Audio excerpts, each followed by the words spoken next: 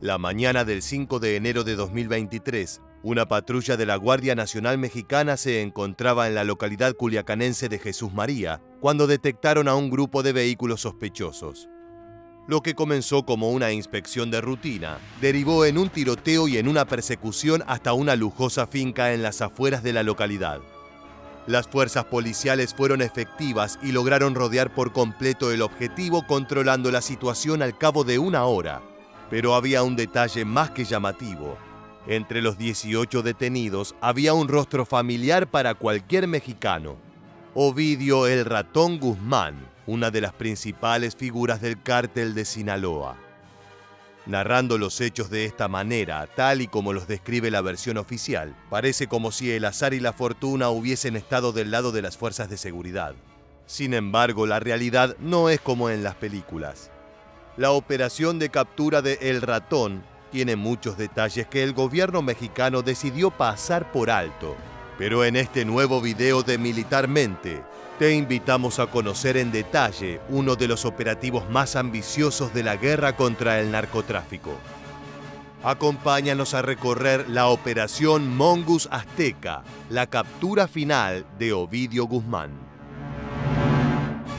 La primera pregunta que debemos responder es: ¿quién es exactamente Ovidio Guzmán? Después de todo, no existe cacería sin presa. Se trata nada más ni nada menos que del heredero de Joaquín "El Chapo" Guzmán, fundador y líder histórico del cártel de Sinaloa hasta su extradición a Estados Unidos en 2017. El Chapo es una auténtica leyenda del crimen mundial y cuando finalmente cayó preso dejó tras de sí un imperio multimillonario de narcotráfico y venta ilegal de armas. El negocio quedó en manos de sus hijos, entre los que se encuentra Ovidio Guzmán López, quien desde niño estuvo involucrado en las andanzas de su progenitor. De a poco el joven Guzmán se hizo un nombre propio, llegando a controlar aproximadamente 11 laboratorios de metanfetamina solo en el estado de Sinaloa, con una producción de entre 1.400 y 2.300 kilogramos mensuales de narcóticos. La gran mayoría de esa materia prima era vendida al por mayor a otros miembros del cártel, que luego se encargaban de distribuirla en las calles de Estados Unidos y Canadá. A esta destacada labor como capo narco se le sumaron una serie de ejecuciones de enemigos e informantes en todo el territorio mexicano. No es sorpresa que las autoridades de todas las naciones norteamericanas tuvieran a Ovidio en la cima de sus listas negras. Era cuestión de tiempo para que se llevara a cabo un operativo de captura. El problema es que el primer intento de detener a Ovidio culminó en una de las mayores humillaciones en la historia de las fuerzas de seguridad mexicanas: el Culiacanazo.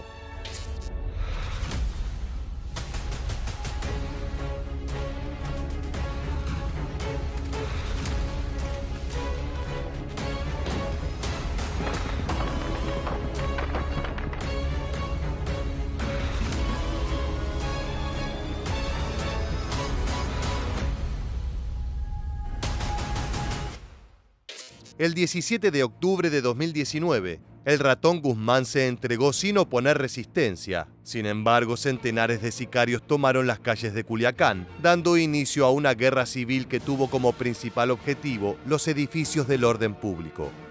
Tanto comisarías como juzgados fueron destrozados a balazos. Las rutas fueron cortadas con automóviles en llamas.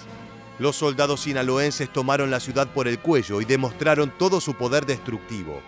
Hay imágenes verdaderamente escalofriantes en las que se puede ver a sicarios empleando armas de grado militar, como las ametralladoras M2 Browning y fusiles calibre .50 de Barrett. ¿Cómo podrían la policía y el ejército responder a semejante violencia? Al cabo de algunas horas, el Ratón fue liberado para evitarle mayor sufrimiento a la población civil. El capo narco había humillado a todo el país. Con un antecedente tan negativo, el segundo intento de captura debía ser planeado hasta el mínimo detalle, con el nivel de precisión y volumen de fuego que se emplea para eliminar a los terroristas más peligrosos del planeta.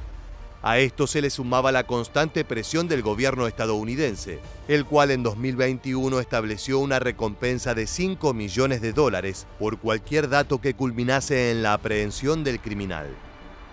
Desbaratar un imperio narco con raíces en la política, la justicia y la policía no es nada sencillo. Fueron necesarios 6 meses de trabajo de inteligencia, cooperación y labores mutuas entre la Secretaría de Defensa Nacional, la Guardia Nacional, el Centro Nacional de Inteligencia y la Secretaría de Seguridad Pública de Sinaloa. En simultáneo, la información proveniente de Estados Unidos fue crucial para elaborar un mapa más claro de las actividades no solo de Ovidio, sino también de los Chapitos, la facción más violenta e importante dentro del cártel de Sinaloa. Las autoridades mexicanas no se podían permitir un nuevo Culiacanazo. Es por eso que recién en agosto de 2022 consideraron que contaban con las herramientas de inteligencia necesarias para poner en marcha la operación Mongoose Azteca, la parte operativa de la captura. El 8 y el 9 de agosto de ese año fueron 2 jornadas fundamentales para la misión. En esas 48 horas, la inteligencia estadounidense logró sobrevolar los domicilios de Ovidio, así como interceptar llamadas y conversaciones que revelaron los siguientes pasos de la organización. Por ejemplo, se supo que las fuerzas especiales Viejillo y Cholón Vago, las encargadas de la protección personal de El Ratón, se encontraban cocinando carne asada. Tal vez te preguntes por qué le interesaba tanto la dieta de los sicarios a la justicia norteamericana. Lo cierto es que cocinar carne asada era un código que refería a una serie de entrenamientos que los narcos llevarían a cabo con los caiviles, ex miembros de las Fuerzas Especiales de Guatemala, famosos por su eficiencia militar y su crueldad para cometer crímenes de lesa humanidad sin remordimiento alguno. Toda esa información fue enviada a la Secretaría de Defensa de México. Era la primera vez que las fuerzas de seguridad tenían una ventaja táctica sobre sus enemigos criminales. Antes de continuar, vale la pena detenerse en el nombre de la misión. En inglés, mongoose significa mangosta, un pequeño e inteligente mamífero que en ocasiones puede comer pequeños ratones. Además, la mangosta es sigilosa e incluso capaz de enfrentarse a cobras venenosas. Hay que reconocer la originalidad del nombre, ya que dejaba en claro cuáles eran los objetivos de los agentes involucrados. Ya puedes ver cómo la fortuna que se plantea en el relato oficial fue en realidad producto de un arduo trabajo por parte de agencias secretas en colaboración con elementos de Estados Unidos. Todo ese esfuerzo binacional se materializó la mañana del 5 de enero de 2023, cuando los primeros rayos del sol empezaban a iluminar las afueras de Culiacán. Durante el Culiacanazo de 2019, las comisarías y cuarteles fueron uno de los objetivos predilectos de los soldados sinaloenses. Es por eso que semanas antes de la segunda captura de Ovidio Guzmán, se les avisó a los habitantes de la unidad habitacional militar de 21 de marzo que debían abandonar las instalaciones con motivo de una serie de refacciones. Ese lugar, a poca distancia de la finca de El Ratón, es hogar de varias familias de miembros del ejército. De haberse desatado una revuelta armada como la de 2019, ese hubiese sido un objetivo prioritario de los sicarios. En simultáneo, desde el cielo, los T-6 Texan de México sobrevolaron los municipios sospechados de ser la base de operaciones de los pistoleros sinaloenses. De esta manera se podía hacer un seguimiento aéreo de la movilización de posibles tropas narco en caso de que la cosa se pusiera realmente fea de nuevo. Esto resultó fundamental para contener la violencia que desató la captura del capo. Por último, una de las estrategias más interesantes de este operativo ocurrió el día anterior a la captura, el 4 de enero de 2023. Esa jornada hubo un cambio importante en la jerarquía militar de la región. El general Alfredo Salgado Vargas se convirtió en el nuevo comandante de la 9ª Zona Militar, con sede justamente en Culiacán.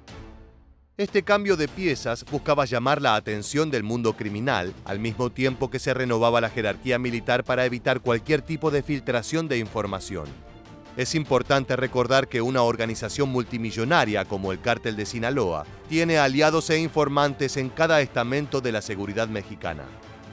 Ahora que conocemos bien el contexto, volvamos a esa mañana de enero de 2023. Un equipo compuesto por elementos de la Fuerza Especial de Reacción, el Cuerpo de Fuerzas Especiales del Ejército Mexicano y la Brigada de Fusileros Paracaidistas llevaron a cabo la operación más ambiciosa en materia de seguridad nacional. No hay demasiada información disponible respecto a lo que aconteció en aquellas horas. Tal vez una cruenta balacera en el recinto o tal vez una rendición inmediata de parte de los narcos al verse sorprendidos en su escondite. Sin dudas, la primera opción suena más verosímil, considerando el violento historial de este grupo criminal. Algunas fuentes indican que fallecieron entre 10 y 12 operadores mexicanos, aunque no hay datos certeros. Lo cierto es que a las 6:30 de la mañana, Ovidio Guzmán fue detenido. Lo que estás viendo es la finca donde se escondía el criminal, ya asegurada por fuerzas militares. Casquillos de fusil y vehículos lujosos, una combinación 100% narco. Más allá de este aparente éxito, la sombra del culiacanazo seguía sobre las cabezas de los agentes. Dar con el capo era solo el principio. A continuación te detallaremos la febril cronología de lo ocurrido luego de su captura. Una vez puesto en custodia, se activó un rápido operativo para trasladar a El Ratón mediante helicóptero militar. En ese momento, algunos soldados sinaloenses ingresaron al aeropuerto local, creyendo que la nave se dirigía allí, pero estaban equivocados. Entre las 8 de la mañana y las 12 del mediodía, Culiacán se detuvo por completo.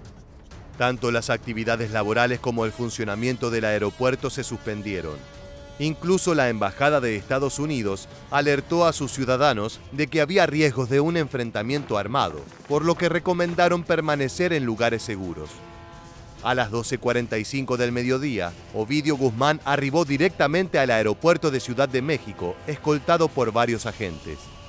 Al cabo de 15 minutos, gran parte del país vio en su televisor al general Luis Crescencio Sandoval notificando la captura del jefe criminal. A las 16 horas se registraron narcobloqueos y algunas escenas de violencia que regaron de sangre la ciudad. Por la tarde también se reportaron algunos saqueos e incluso un impacto de bala en un avión comercial. A las 20 horas del 5 de enero, Ovidio ingresó al penal federal de máxima seguridad El Altiplano. Fue transportado por helicóptero, pero se utilizaron una serie de señuelos terrestres para confundir a posibles agresores durante el viaje. Finalmente, El Ratón llegó a su destino. Desde entonces aguarda por su condena y la posible extradición a Estados Unidos. Las autoridades confían en que no podrá escapar, tal y como lo hizo su padre en numerosas ocasiones. No es una exageración decir que la Operación Mongoose Azteca fue una obra maestra de planeación, teniendo en cuenta cada detalle y posible grieta para evitar que Ovidio Guzmán volviese a escapar de la justicia. Al tratarse de una misión tan reciente, hay mucho que aún no sabemos y que de seguro se revelará con el tiempo. Aún así, la importancia de esta operación no puede subestimarse, ya que se trató de uno de los golpes más duros al narcotráfico en mucho tiempo. Así llegamos al final de este video, pero como siempre nos gustaría leer sus opiniones. ¿Crees que hay muchos detalles secretos de Mongoose Azteca que aún no han sido revelados? Déjanos tu respuesta en la caja de comentarios. Por el momento nos despedimos hasta la próxima entrega de Militarmente.